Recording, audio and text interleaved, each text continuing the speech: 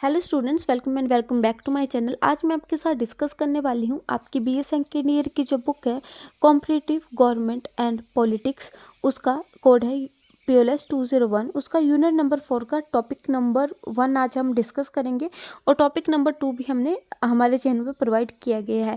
इस complete book के notes का लिंक आपको डिस्क्रिप्शन बॉक्स में या कमेंट सेक्शन में प्रोवाइड किया गया है। तो आज का हमारा टॉपिक है दल प्रणाली। इसमें सबसे पहले हम राजनीतिक दल के अर्थ के बारे में जानेंगे। तो राजनीतिक दल ऐसे लोगों का संगठित समूह होता है जिनमें कुछ नीतियां, विचारधारात्मक सिद्धांतों और कार्यक्रमों के विषय के संबंध में सहमति होती है।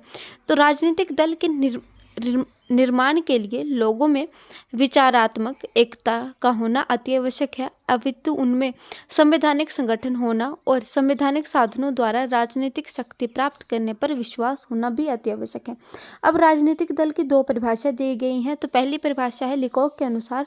तो लिकोक कहते हैं कि राजनीतिक दल से हमारा भाव उन नागरिकों के उस संगठित समूह से है जो एक राजनीतिक इकाई के रूप में कार्य करते हैं। और दूसरी परिभाषा आपकी दी गई है बार्क के अनुसार।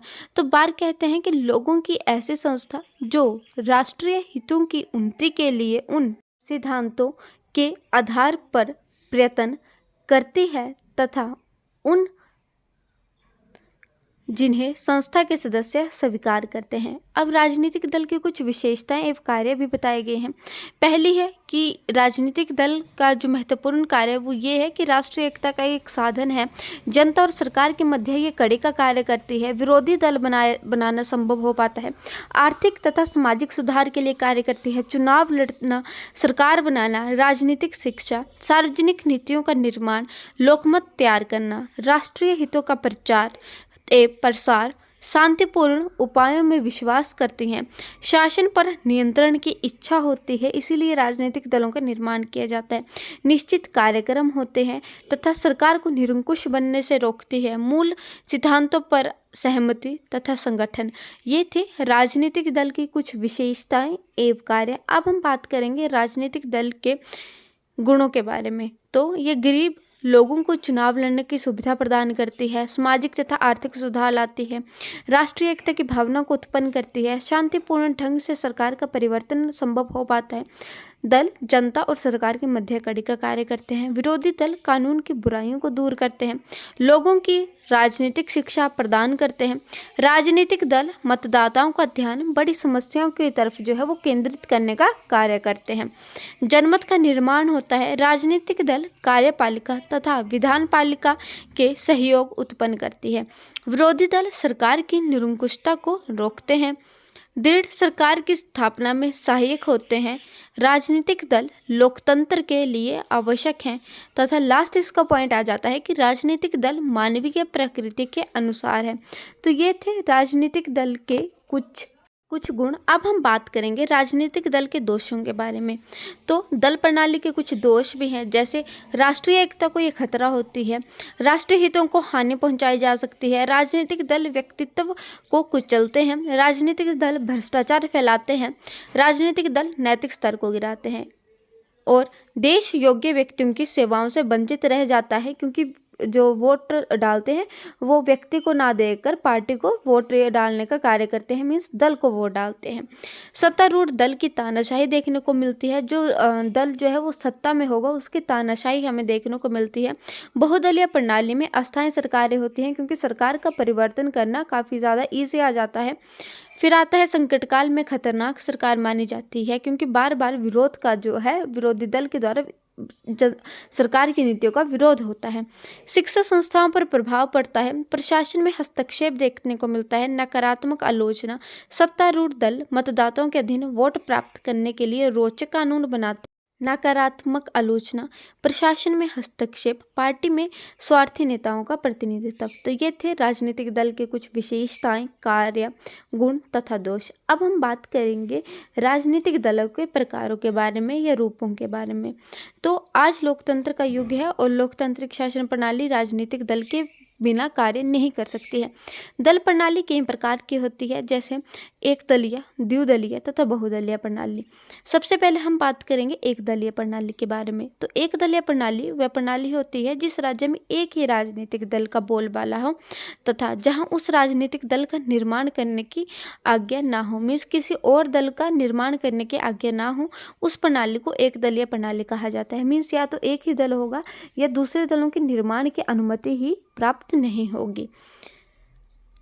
साम्यवादी देशों में केवल एक ही दल का अस्तित्व होता है और किसी अन्य राजनीतिक विचारधारा के आधार पर राजनीतिक दलों का निर्माण करने की आज्ञा नहीं होती है तथा वियतनाम, उत्तरी कोरिया, क्यूबा और चीन में भी एक दलीय प्रणाली अपनाई जाती है।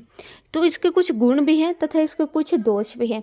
सबसे पहले बात करते हैं गुणों की। तो इसमें राष्ट्रीय एकता देखने को मिलती है, दृढ़ शासन होता है, दीर्घकालीन योजना संभव हो पाती है, राष्ट्रीय उन्नति होती है, शासन में दक्षता होती है, स्थायी सरकार होती है। मीन्स एक ही दल होगा, कोई विरोधी दल नहीं होगा, सरकार जो चाहे कार्य कर सकती है। एक प्रकार से हम कहें तो तानाशाही सरकार की यहाँ पर स्थापना होती है।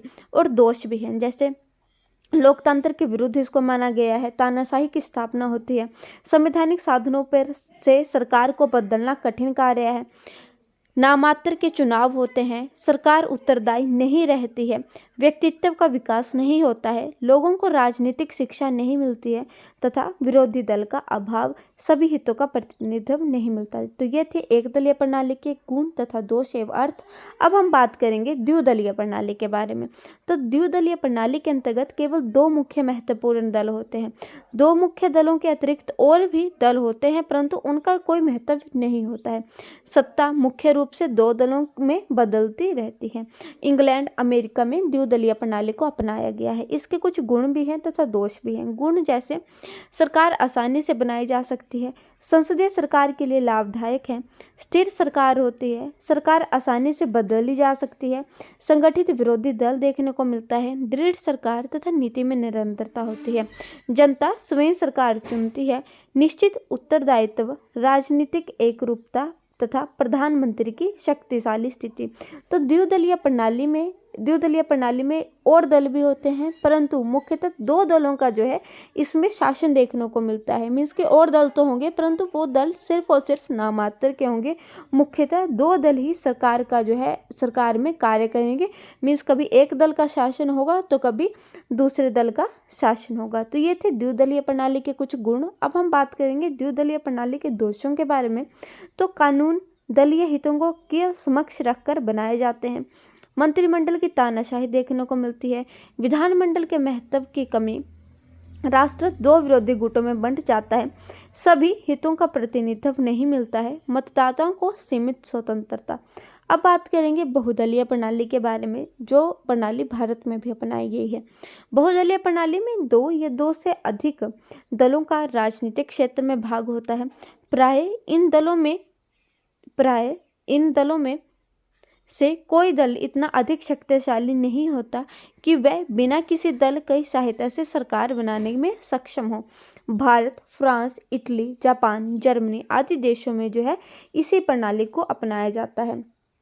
आसान शब्दों में अगर मैं कहूँ तो बहुदलीय प्रणाली वह प्रणाली होती है जिसमें दो से अधिक दलों को राजनीतिक क्षेत्र में भाग होता है। मीन्स काफ़ी ज़्यादा दल होते हैं और सरकार केवल एक दल से ही संभव नहीं हो पाती। मीन्स दो दलों के समावेश से ही मुख्यतः सरकार का निर्माण जो है इस प्रणाली में देखने को मिलता है। इसके कुछ गुण भी हैं, जैसे विभिन्न मतों का प्रतिनिधित्व, मतदाताओं को अधिक स्वतंत्रता होती है क्योंकि काफ़ी ज़्यादा दल आ जाते हैं, राष्ट्र दो गुटों में नहीं बंटता है, मंत्रिमंडल की तानाशाही स्थापित नहीं होती है, सरकार बिना चुनाव के बदली जा सकती है, विधानमंडल मंत्रिमंडल के हाथों की कठपुतली नहीं बनता है, एक पार्टी को तानाशाह बनने से रोकता है। मुख्यतः लोकतंत्र प्रणाली में बहुदलीय प्रणाली देखने को मिलती है। निर्णय लेने में जटिलता होती है। लचीली प्रणाली चुनावी पारदर्शिता को बढ़ावा देता है। सामाजिक विविधता वाले देशों के लिए उत्तम इसको माना जाता है। तो ये थे बहुदलीय प्रणाली के कुछ गुण। अब हम बात करेंगे बहुदलीय प्रणाली के दोषों के बारे में। हम बात करेंगे बहुदलीय प्रणाली के दोषों के बारे में। तो बहुदलीय प्रणाली के कुछ दोष भी हैं, जैसे बहुदलीय प्रणाली में जो है निर्बल तथा अस्थायी सरकार देखने को मिलती है, क्योंकि बार बार जो है सरकार का विघटन हो जाता है। दीर्घकालीन आयोजना असंभव हो जाती है, सरकार के बनने में कठिनाई उत्पन्न होती है, संगठित विरोधी दल का अभाव होता है, प्रधानमंत्री की कमजोर स्थिति बहुदलीय प्रणाली में देखने को मिलती है, उत्तरदायित्व निश्चित नहीं हो पाता है, शासन में अदक्षता आ जाती है, जनता प्रत्यक्ष रूप से सरकार नहीं चुनती है, नौकरशाही के प्रभाव में वृद्धि हो जाती है, भ्रष्टाचार में वृद्धि, राजनीतिक एकरूपता का अभाव। तो ये था बहुदलीय प्रणाली के दोष। तो हमने डिस्कस किए एक दलीय प्रणाली जिसके गुण तथा दोषों के बारे में बात की, फिर हमने द्विदलीय प्रणाली के गुण तथा दोषों के बारे में बात की, और हमारा लास्ट टॉपिक था बहुदलीय प्रणाली के गुण तथा दोष। अब हम बात करेंगे विरोधी दलों के बारे में। विरोधी दल का अस्तित्व संसदीय शासन प्रणाली में होता है तथा इस प्रणाली में वे दल सरकार के निर्माण करता है जिसे विधानमंडल के प्रतिनिधि सदन में बहुमत प्राप्त होता है। सरकार का निर्माण करने वाले दल को सत्तारूढ़ दल कहा जाता है, और जो दल सत्तारूढ़ दल नहीं होता है उन्हें विरोधी दल कहा जाता है। जिस देश में बहुदलीय प्रणाली होती है वहाँ कई राजनीतिक दल विरोधी दल हो सकते हैं, परंतु सरकारी तौर पर उस राजनीतिक दल को ही विरोधी दल माना जाता है जिस दल को कानून के अनुसार विधानमंडल के प्रतिनिधि सदन द्वारा वैधानिक मान्यता दी जाती है। तो ये था विरोधी दल का अर्थ। अब हम बात करेंगे लोकतंत्र में विरोधी दल अनेक कार्य करता है, और जिनमें महत्वपूर्ण जो है कार्य ये रहे, जैसे ये आलोचना, सरकार की आलोचना करने का कार्य करता है, उत्तरदायी आलोचना करता है, अस्थिर मतदाता को की अपील करना, शासन नीति को प्रभावित करना, विरोधी दल सरकार की निरंकुश बनने से रोकते हैं, जनता को राजनीतिक शिक्षा प्रदान करते हैं, अधिकारों और स्वतंत्रता की रक्षा करते हैं क्योंकि सरकार को निरंकुश होने से रोकते हैं तथा सरकार की तानाशाही को खत्म करते हैं, जनता की शक्तियों को प्रकट करना, विशेषज्ञों की समितियों की नियुक्तियां, लोकतंत्र की सुरक्षा करने का ये कार्य करते हैं तथा सरकार के साथ सहयोग करना, सरकार की अच्छी नीतियों के साथ सहयोग करना तथा सरकार की उन नीतियों का समर्थन करना जिसके द्वारा सरकार की निरंकुशता बनती है तथा उन कानूनों का भी विरोध करना जो जनता के विरुद्ध हो, वैकल्पिक सरकार प्रदान करना। तो ये थे लोकतंत्र में विरोधी दलों के कुछ कार्य। अब हम बात करेंगे, आपके लिए मेरी वीडियो थोड़ी भी हेल्पफुल रहती है तो वीडियो को लाइक कीजिएगा, चैनल को सब्सक्राइब कीजिएगा और अपने फ्रेंड के साथ ज़्यादा से ज़्यादा शेयर करना ना भूलें।